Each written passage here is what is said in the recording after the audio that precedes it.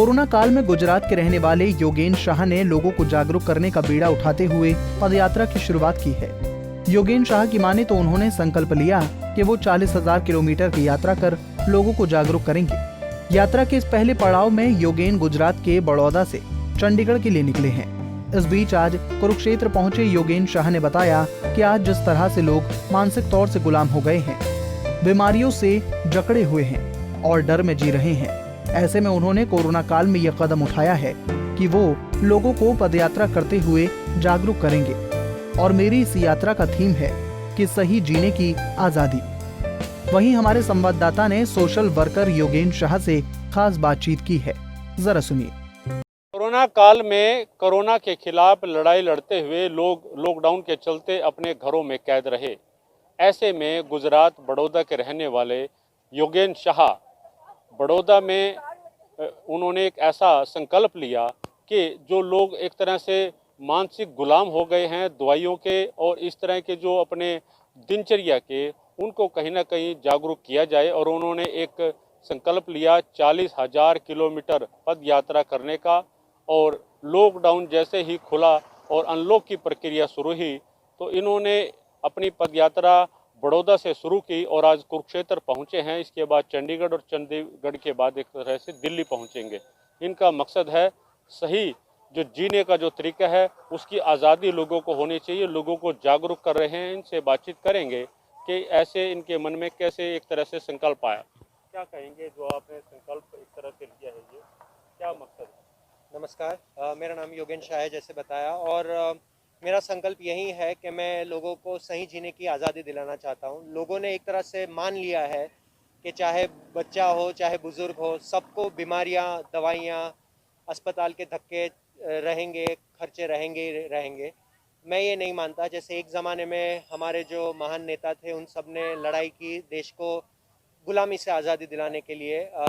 मैं भी वही चाहता हूँ कि हम जो ये एक डर के बैठे हैं बीमारियों से, या तो बीमारियों के शिकार हो चुके हैं, उनसे कैसे बचा जाए। मैं लोगों को ये संदेश देना चाहता हूँ हर जगह पर चलकर जाकर कि अगर आप सादा भोजन लें, अगर आप व्यायाम करें, साइकिल करें, स्विमिंग करें, जो भी हो सकता है, आप सूर्य नमस्कार करें, योग प्राणायाम करें, और अगर मन में थोड़ा सेवा भाव रखें पर्यावरण के प्रति, समाज के प्रति, तो आपको कोई बीमारी या तो छू नहीं सकती, या तो अगर आपको जैसे मुझे हुई थी वैसे बीमारी अगर हो चुकी है तो वो बीमारी आपको कैद नहीं रख सकती।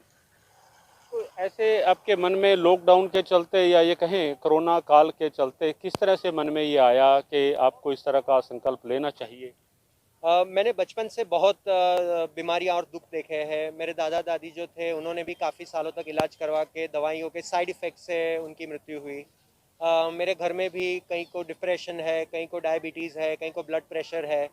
और मैं पिछले 20 सालों से पढ़ा रहा हूँ। मैं पहले ऑक्सफोर्ड में पढ़ाता था, मैं यहाँ बड़ौदा में भी पढ़ाता हूँ। मैं 20 साल से जब पढ़ा रहा हूँ, मेरे 65 से ज़्यादा देशों में मेरे विद्यार्थी हैं।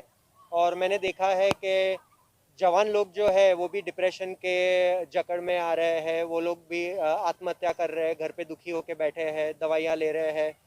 तो मुझसे ये देखा नहीं जा रहा। और फिर उसके ऊपर मैं काफ़ी सालों से यही सोच रहा था कि क्या किया जाए जिससे लोग स्वस्थ रहे। और फिर ये कोरोना हुआ और मैंने देखा कि कोरोना में दो तकलीफ़ें हुई। एक तो काफ़ी लोग बीमार हो रहे हैं, उनकी मृत्यु हो रही है, और दूसरा कि ये बीमारी शहर में होने के बावजूद सबसे ज़्यादा नुकसान गांव वालों को, गरीबों को हो रहा है इस लॉकडाउन के कारण।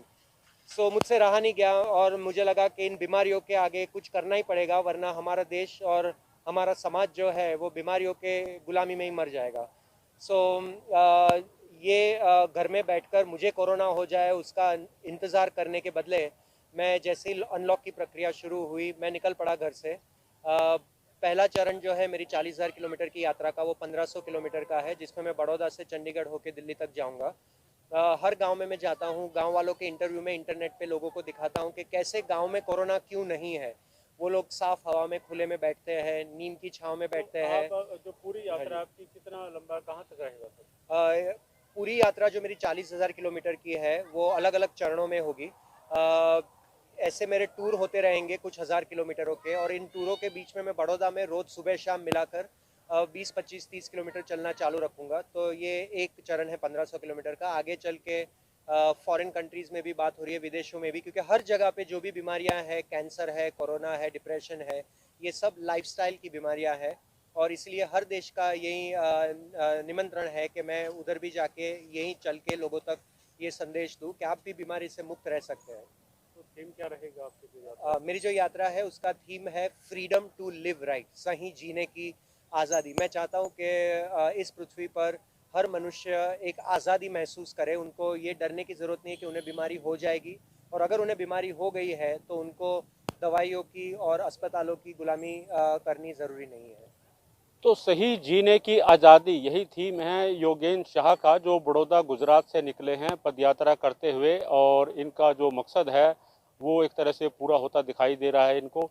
इनका मानना है कि लोग अपनी ही मानसिक गुलामी की वजह से जकड़े हुए हैं और उनको एक तरह से जागरूक किया जाना ज़रूरी है। Randeep road, Punjab Kesari TV, Kurukshetra.